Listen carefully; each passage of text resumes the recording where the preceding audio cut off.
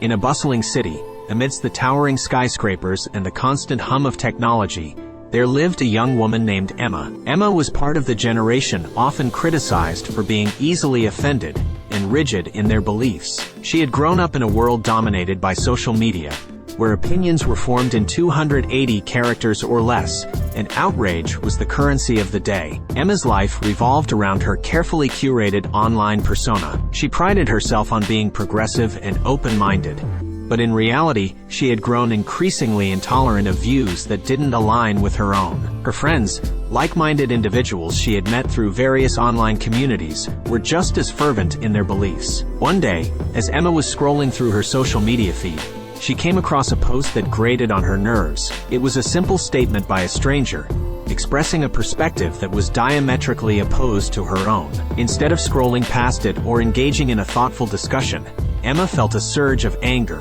She quickly typed out a scathing reply, filled with righteous indignation. As the comments section of the post exploded with arguments and insults, Emma's sense of self-righteousness swelled. She reveled in the support she received from her online friends, who praised her for taking a stand.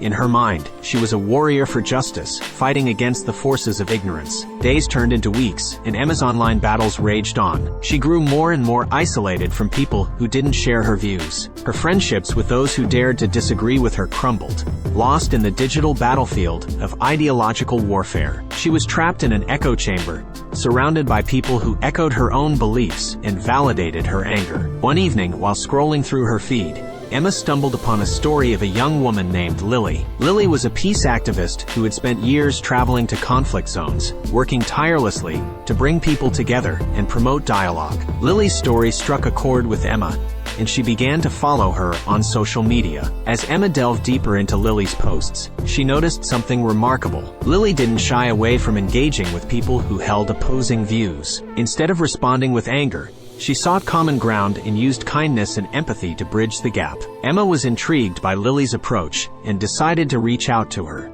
Their conversation started hesitantly, but soon Emma found herself engaged in a meaningful dialogue with Lily. They discussed their differing perspectives, and Lily patiently listened to Emma's concerns and fears. Emma, in turn, began to see the humanity in those who didn't share her beliefs. Over time, Emma's perspective began to shift. She realized that the world was not as black and white as she had once thought. She learned that true change and progress could only be achieved through understanding, empathy, and open dialogue. Emma started to emulate Lily's approach in her own online interactions. She slowly mended fences with some of her estranged friends and began to build bridges with those who held different viewpoints. Her online presence transformed from a platform for outrage to a platform for discussion and growth. The moral of Emma's story is a reminder that in today's world, it's easy to fall into the trap of echo chambers and outrage culture. However, real change and progress can only happen when we approach differences of opinion with empathy and a willingness to engage in constructive dialogue.